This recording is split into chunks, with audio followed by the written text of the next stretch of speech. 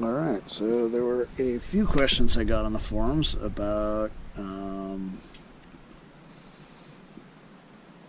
sound of the exhaust and some other things. So I figured I effectively would just go through the bike and show you the mods that have been done. First and foremost, the most interesting modification I've done to this bike is if you notice, these sprockets still have a little life left in them. And the chain is actually relatively good condition. This has been done, this is the factory chain that came with it. It's 14,000 plus miles on it.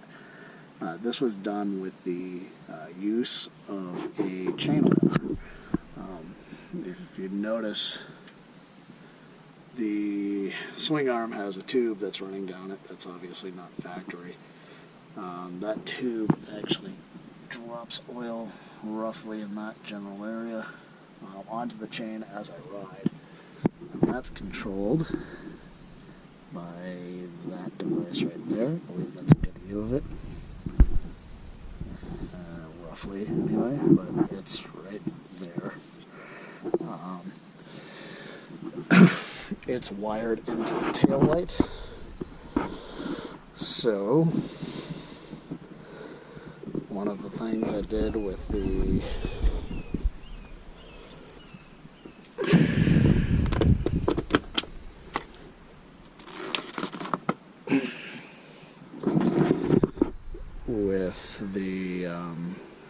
tail tidy was I had up inside here there's a bundle of wires that actually goes down into the tail tidy, so I used all the factory connectors and soldered them to the tail tidy, and in this bundle is a small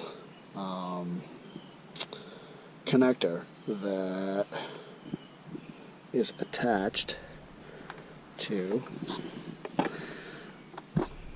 this device right here, which is the Visitech Super Brake.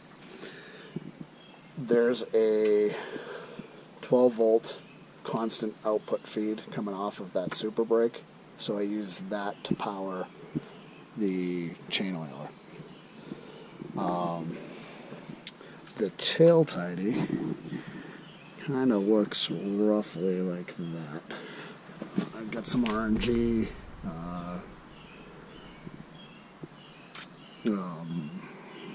signals on there, the RNG tail tidy, and it mounts up in such a way that you can kind of see it if it focuses.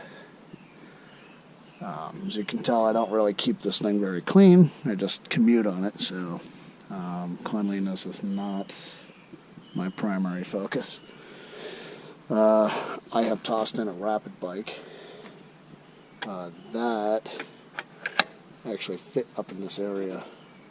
Some people had mentioned in the past that fitting it here wasn't exactly the easiest thing, and they are correct.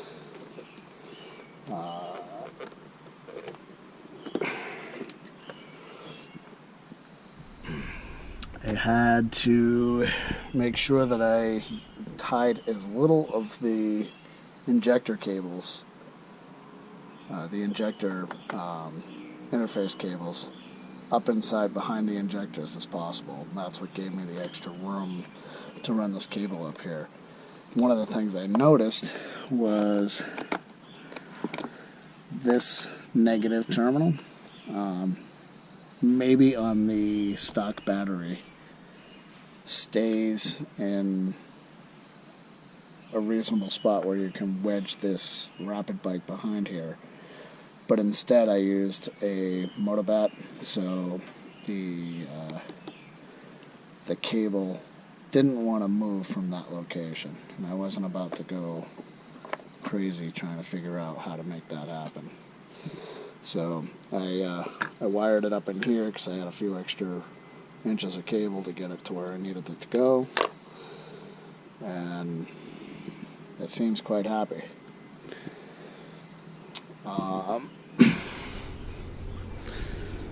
couple of the... I haven't installed the air filter yet, so the factory exhaust or the factory intake noise is still there.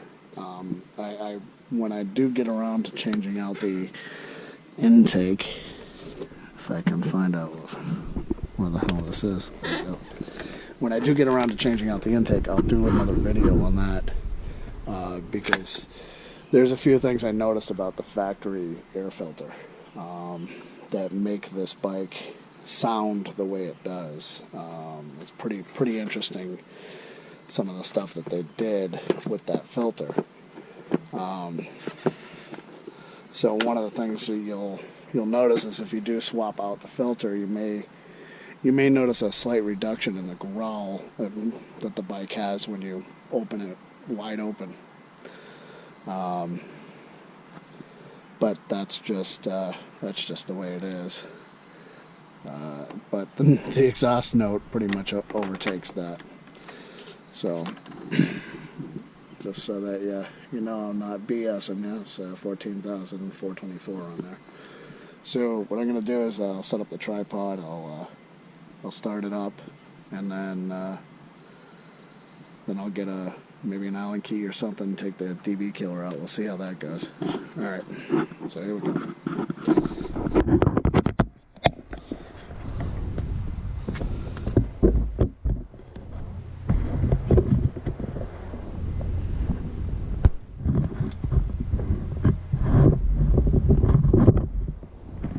Alright, so this is with the DB killer in.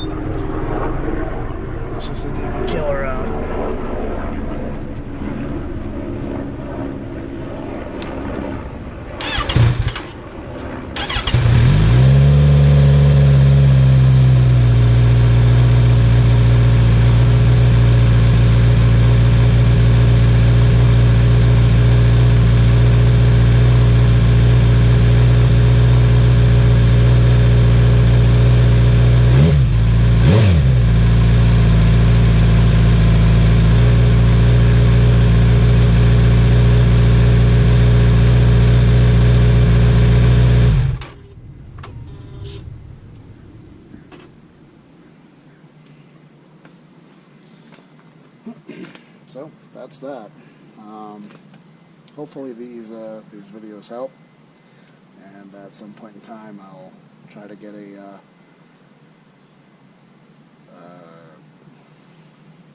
comparison between the tachometer and the actual engine RPM, as it's moderately digital tachometer, so we'll try to see how different the actual RPM is versus the tach is showing.